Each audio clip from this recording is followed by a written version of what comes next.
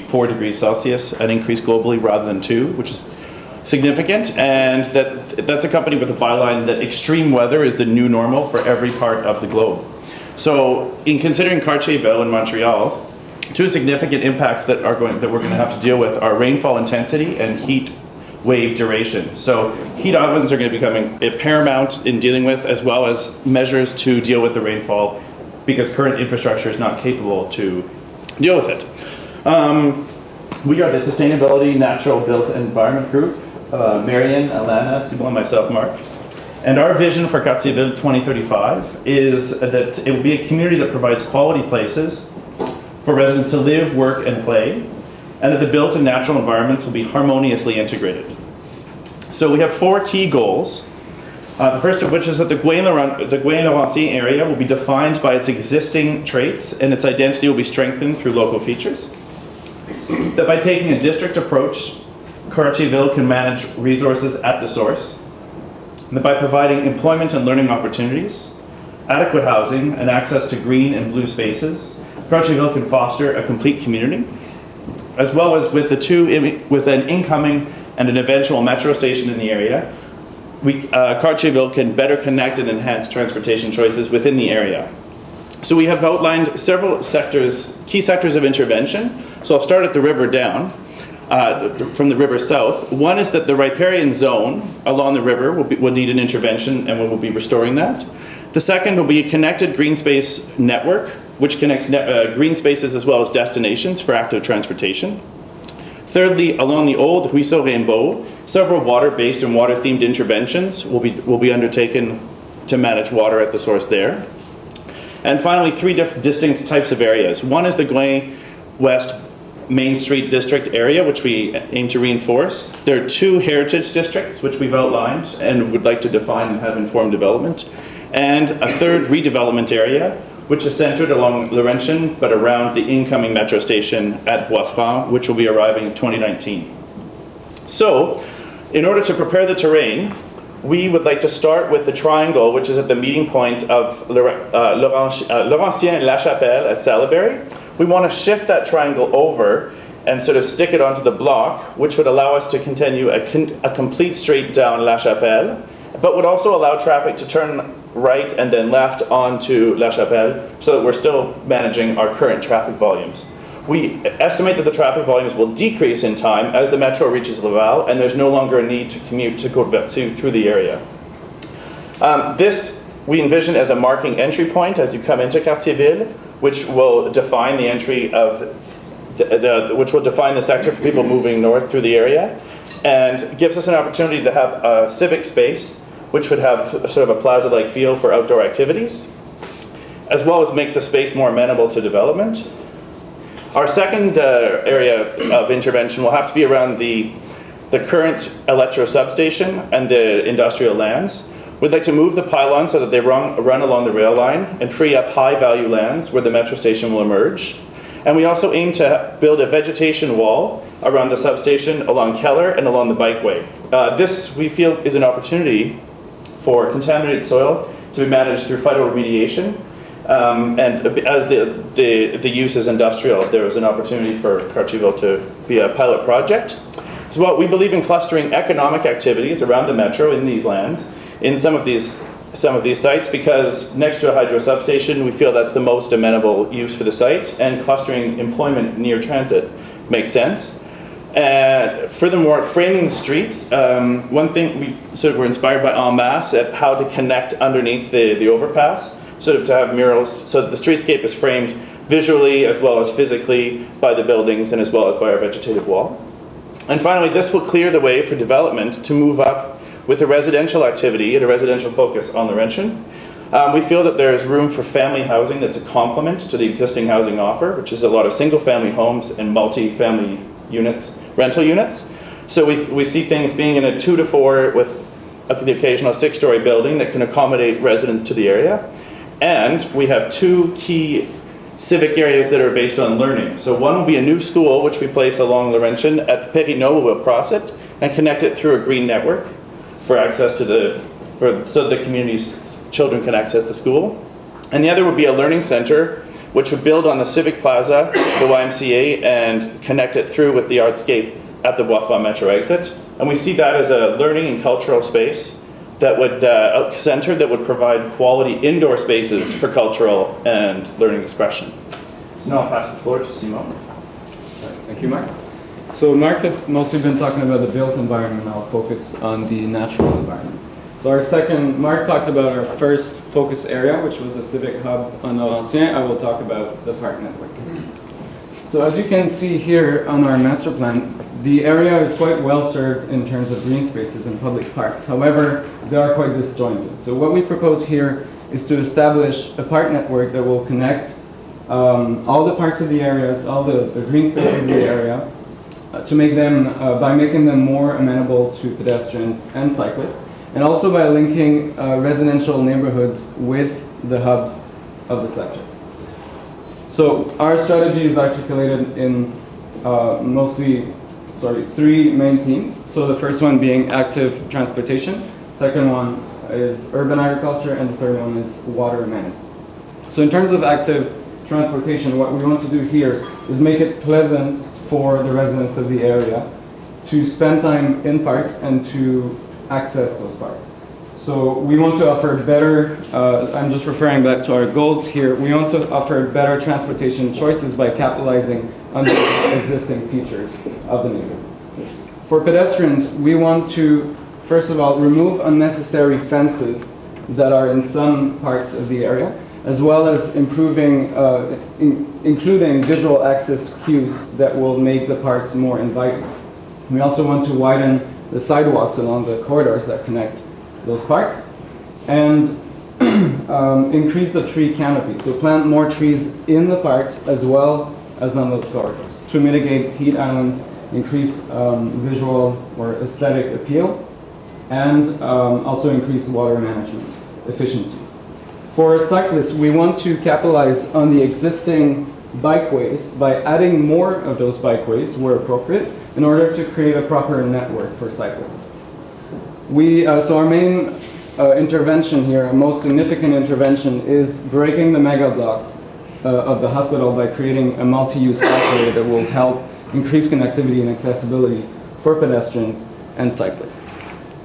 So our second theme for the park network is urban agriculture.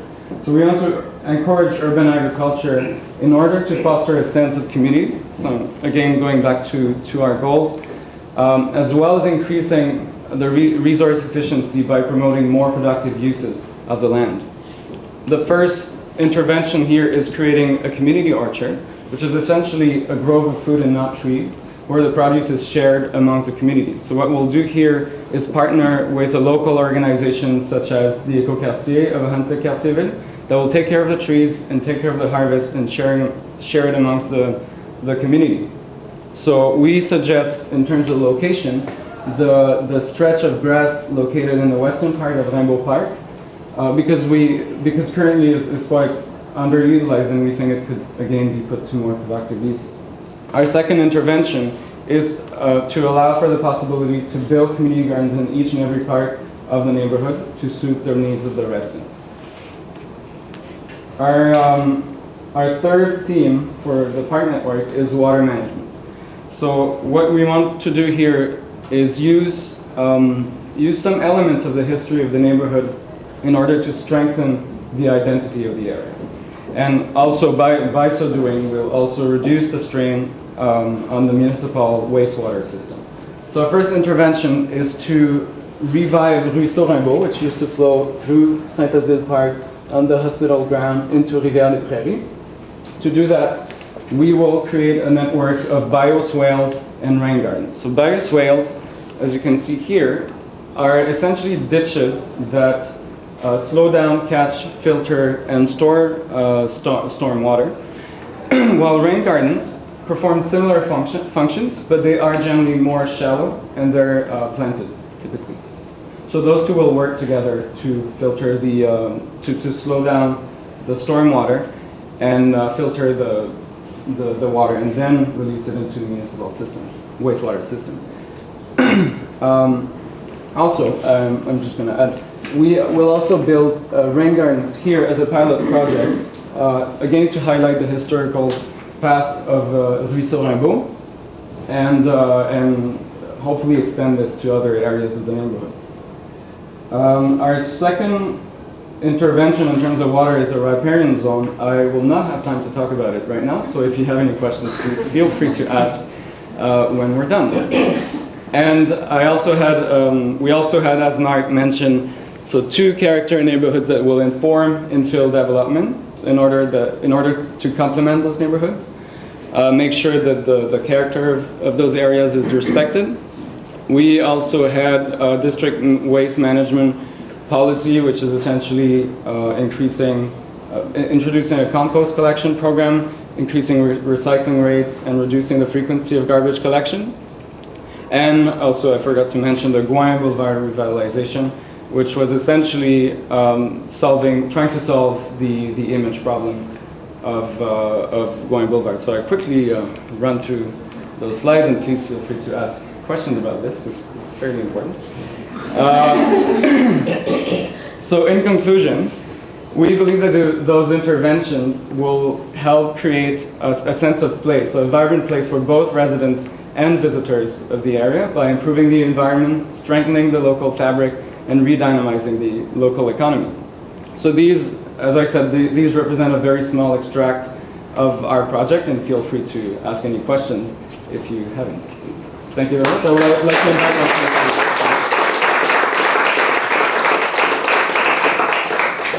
Yes. Okay, a question on the riparian zone. Yes. What is it and why? Yes, okay. So the riparian zone is essentially the interface between the land and the water environments. You can see here, it's also illustrated here.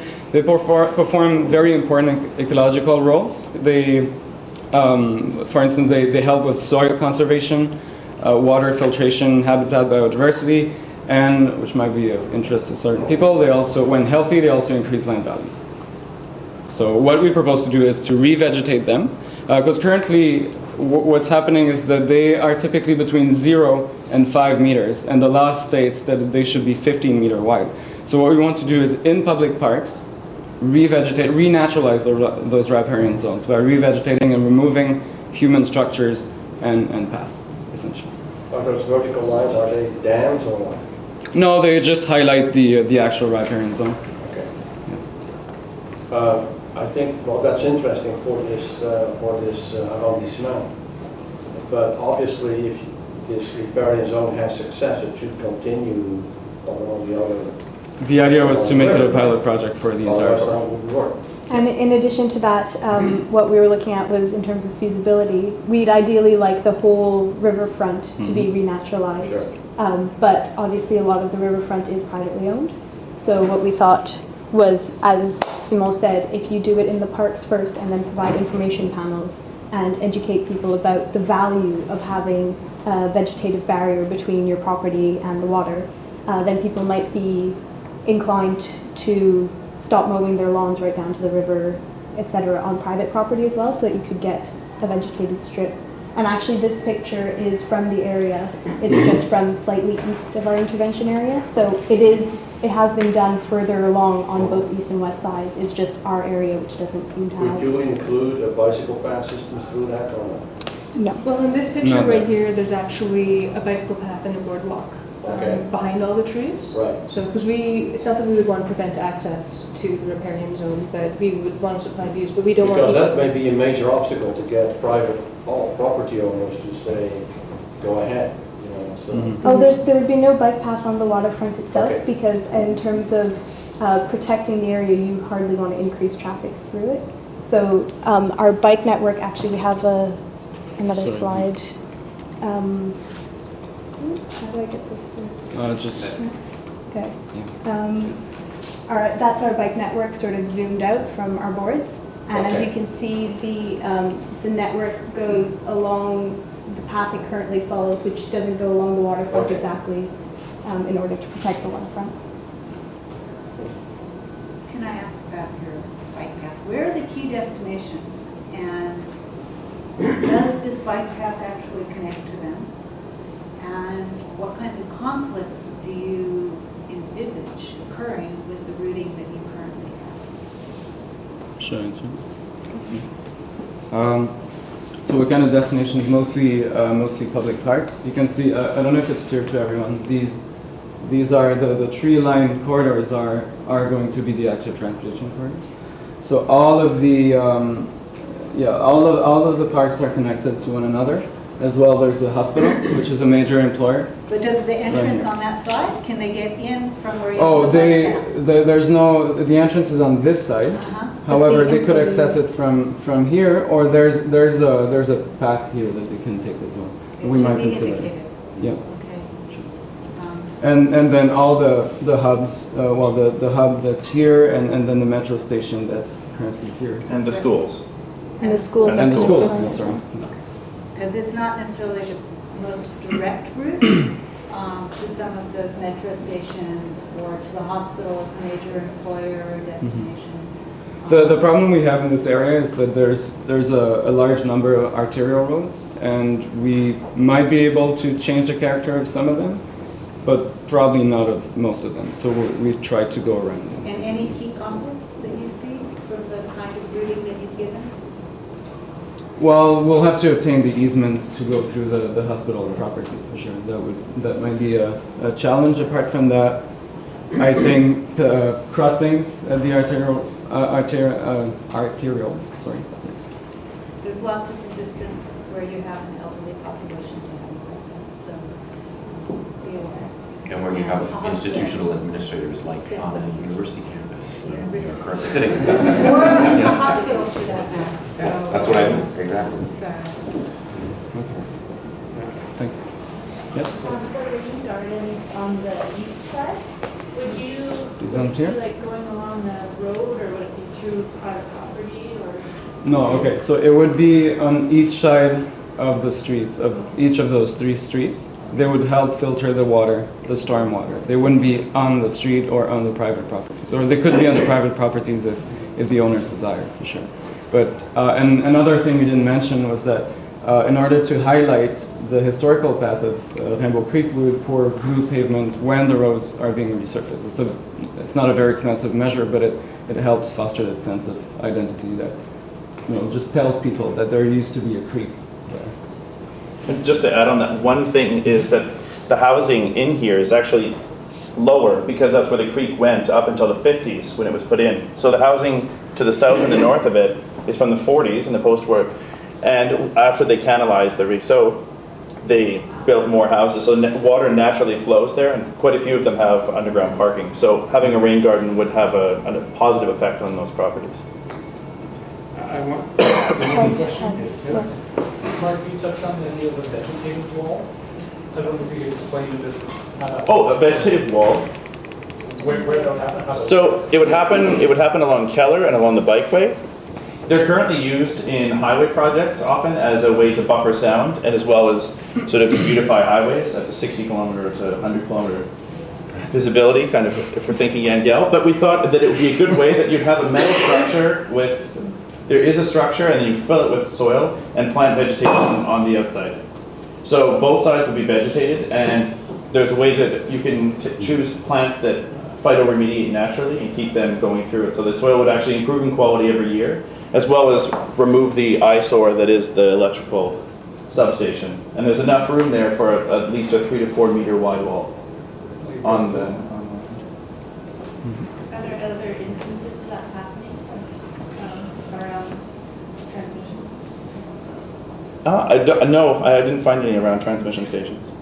Often there's brick walls or mural walls or corrugated metal walls with different colors, but I haven't seen a place where, often substations in urban areas are where the first places that get protected or screened, and they're screened by a brick wall or a stone wall because there's a very limited amount of space, and they have sort of just maybe 1 meter to play with. But in this instance, there's quite a big setback. I think and there's already a 10 lot of meters vegetation. setback Yeah. from the road. So there's already some trees and low bushes, but Yeah. they don't really block the view. I have seen instances of flower gardens and things like that, but not quite to the extent of a vegetation wall. Can you explain what you intend to do with the Guam?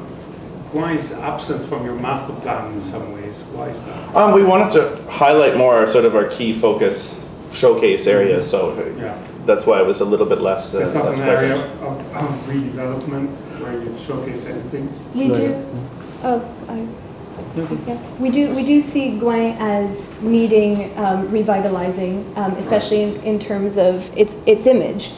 So what we were proposing was more in the long term. So these interventions that we're looking at are to start right now, and we see Gouin as something that will come in line with the metro. So when the metro finally gets proposed and the site gets chosen for Gouin, at that point we'll be able to interest businesses more in,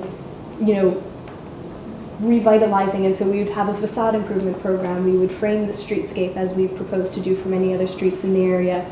Currently there are trees on Gouin, but they have cement going right up to the edge of the trees. So, open up those cement blocks to put some vegetation around the trees, provide urban furniture, all these kinds of measures. But they wouldn't really have any meaning without the increased residential developments and without the metro, because just beautifying the landscape isn't enough to revitalize the business. And the metro is coming later. Yeah, And the much metro later, is coming much much later. There's no set date, whereas we have a set date for Bois-Franc, which is 2019. So we could say, okay, this is exactly how we're going to redo Bois-Franc, but for Gouin, it's a bit. By 2035, we do hope.